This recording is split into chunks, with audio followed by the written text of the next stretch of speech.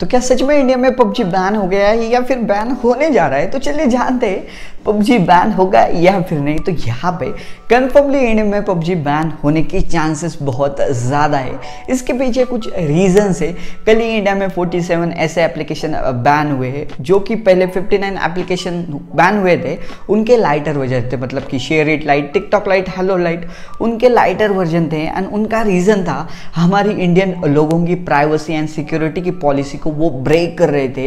And जो 59 application ban हुए तो वो तो हमारे कॉन्वर्सेशन एंड हमारी गैलरी का डाटा तो चुरा रहे थे, बट उसी के साथ वो हमारे क्लिपबोर्ड में जो डाटा होता है वही चुरा रहे थे। अगर आपको क्लिपबोर्ड नहीं पता है तो हमारा जो कीबोर्ड होता है वहां पे हम जो कुछ भी टाइप करते हैं उसकी हिस्ट्री होगी, या फिर कोई चीज़ अगर हम कॉपी करते हैं वो चीज़ को वो एप्लीकेशन जो है वो चुरा रहे थे। उसका रीज़न वो बता रहे थे कि हम हमारे यूजर्स को अच्छे से एडवर्टाइज दिखाए, इसकी वजह से हम वो डाटा ले रहे थे। बट वो जो है वो हमारी सिक्योरिटी एंड प्राइवेसी की पॉलिसी को ब्रेक कर रहे थे, उसकी वजह से उनको बैन कर दिया। एंड जो 47 एप्लीकेशन बैन हुए वो भी कुछ इसी तरह कर रहे थे। बट पबजी बैन होने का रीजन क्या है? तो यहाँ पे इंडियन गवर्नमेंट के पास मोर देन 250 एप्लीकेशन ऐसे हैं जो कि बैन होने ही जा रहे हैं, जिसपे से मोस्ट प्रोबेबली एप्लीकेशन चाइना से ही आते हैं। 99% वो एप्लीकेशन चाइनीज ही है।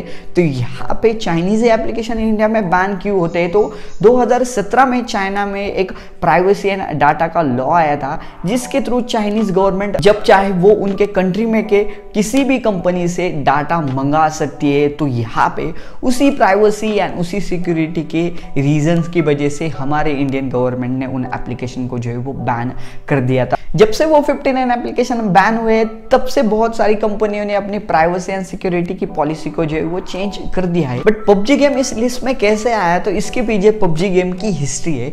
पबजी गेम जो है वो सबसे पहले कंप्यूटर के लिए बनाया था, जो कि साउथ कोरियन कंपनी थी ब्लू होल्स, उसने ये गेम डेवलप किया।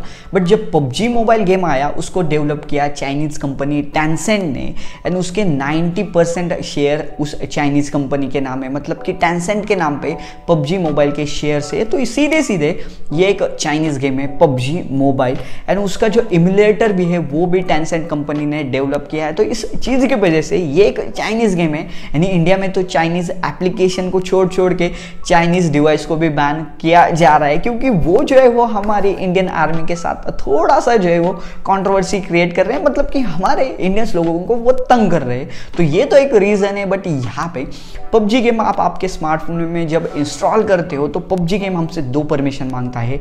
एक है माइक की एंड दूसरी है स्टोरेज की। जब कभी भी आप ये गेम ओपन करते हो तो वो पूरी तरीके से आपका कॉन्वर्सेशन सुन सकता है जब तक आपका गेम ऑन है, और इसी के साथ वो आपके गैलरी में के फोटोज, वीडियोज, सॉन्ग्स, मतलब कि किसी भी चीज़ को जो है वो एक्सेस कर सकता है। तो ये 2 परमिशन वो हमसे मांगता है।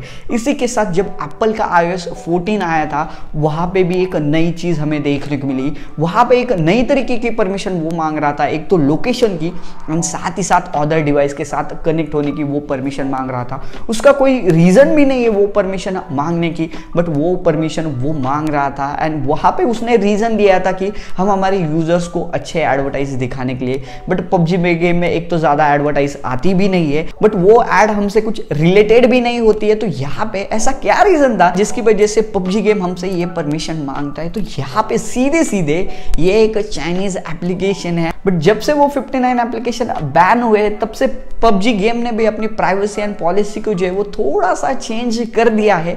बट कुछ ऐसी चीज़ें हैं जो पबजी छुप के से जो हमसे जो है वो चुराता है।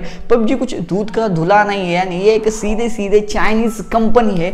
बट यहाँ पे पबजी ही क्यों? क्योंकि यहाँ पे कॉल ऑफ ड्यूटी भी चाइनीज गेम है, फ्री फायर भी थोड़ा बहुत चाइनीज है। बट यहाँ पे पबजी गेम जो है वो इंडिया में बहुत ज़्यादा पॉपुलर हो रहा है, एंड हर किसी मोबाइल में हमें ये गेम देखने को मिलता है। बट आगे जाके अगर इंडिया एंड चाइना में अगर बहुत बड़ा इशू हो गया तो उस टाइम पे ये पबजी गेम जो है वो बहुत बड़ी दिक्कत बनने वाला है इंडियन आर्मी के लिए।